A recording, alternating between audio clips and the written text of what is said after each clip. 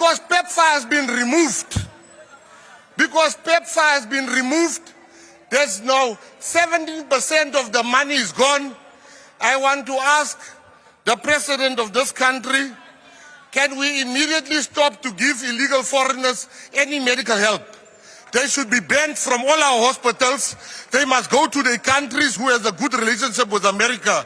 And I want to say to the Americans, they can say what? In 2000, when people were dying, George Bush gave money and he assisted.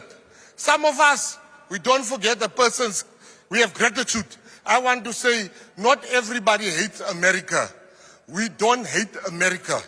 And not everybody here is saying America should go to hell. Some of us are saying, stop listening to racists giving you wrong information, but let's get together, let us talk, let President Ramaphosa sit with President Trump in a room, and they worked out a deal.